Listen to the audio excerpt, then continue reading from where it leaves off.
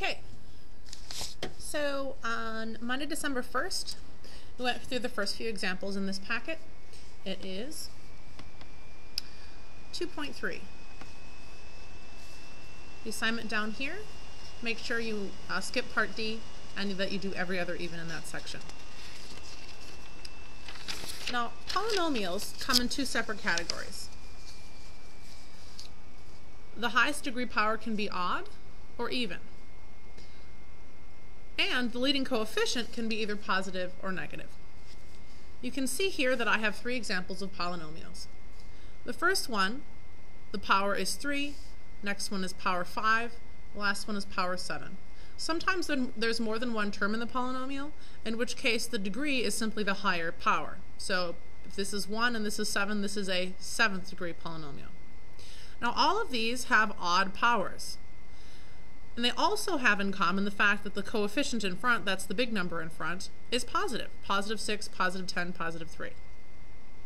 So when you have an odd number power, I want you to think of this number in front as kind of being like a slope.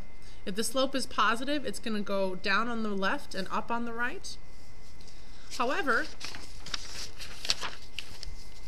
if you have an odd degree power, like 5, 3, 9, whatever, and the number in front, just like slope, is negative, negative 2, negative 7, negative 1, then it's going to go like this across the graph paper. It'll be up on the left-hand side, it'll go down on the right. Now the other kind of polynomial would be an even degreed polynomial. Those look kind of like parabolas. So we have a 6th degree function, an 8th degree function, and a 4th degree function. Again, it's the highest power that counts. And if the number in front is positive, you're just looking at kind of a regular looking parabolic type shape where it's up on both ends.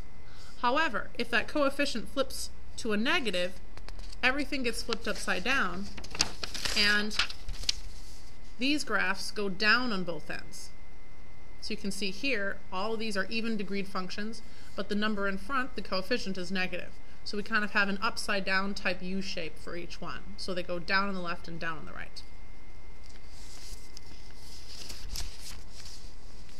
I did an example here where we tried to figure out which one of these equations matched up with the graph. And it had to be the last one because this is kind of like an upside down parabola, which means that the power had to be even. So these two were out because the power was an odd number, 5. This one was out because even though the degree of the function was 4, the coefficient in front was positive. So that would mean that you had a regular U-type shape. So that one was out. This is the only one that worked. It both had an even power and it was negative. So that would give you the upside down parabola type shape. So down, down on the left and the right. This page has a couple of examples of everything. You can pause your tape right now if you'd like to take a look at each one of those. I've identified it as either an even or an odd power, and then I looked at the coefficient and identified that as either a positive or a negative, and then I classified that as either an up, an up, down, a down, up, or a down, down type of graph. So that was how the graphs look based on their left and right hand behavior. Now the next concept was talking about zeros. And the first thing you should know is that a 0 is the same as an x-intercept. So you can see on this graph we have two x-intercepts. We have one here at -2 and one here at +2. However, they're different kinds of intercepts. On this one, the graph simply crosses right through the x-axis. That is called a cross-through 0, or x-intercept. This one is kind of bouncing off the x-axis.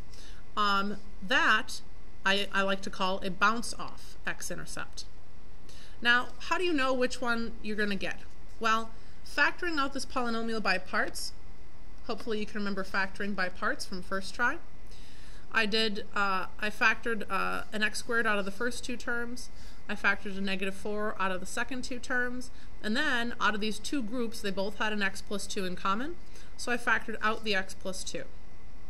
And then what remained was x squared minus 4.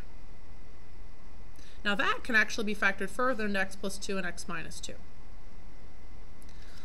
Now, it turns out we actually have 3 answers, but you'll notice that one of these answers is the same number. X minus 2, as a solution, happens twice. And this is what causes the bounce off to happen. When you have 2 answers at a certain number value, the x-intercept doesn't cross through, it bounces off. But here you can see at positive 2 we only have 1 answer, so that's just going to be a regular x-intercept that crosses through. So I made my graph based on very simple things. I knew that since it was a third degree function, it was going to be just like a line with a slope of 1, so it's going to be down on the left and up on the right. And I knew that it was going to touch the x-axis at -2 and +2. Here it was going to bounce off, and here it was going to cross through.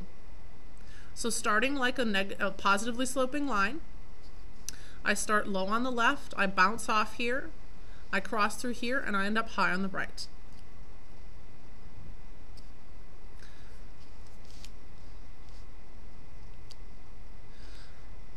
The last thing you should know is that if you have a third degree polynomial, you should have 3 answers. So if you have a fourth degree polynomial, you should have 4 answers. A fifth degree polynomial should have 5 answers, and so on. Some of them might be doubles, so you'd only see it as 1 on the graph, but the number of individual things over here, counting all of them, would be the same as the degree of the polynomial. In this case, it's 3. Here's another example. And you can pause your video to copy this down.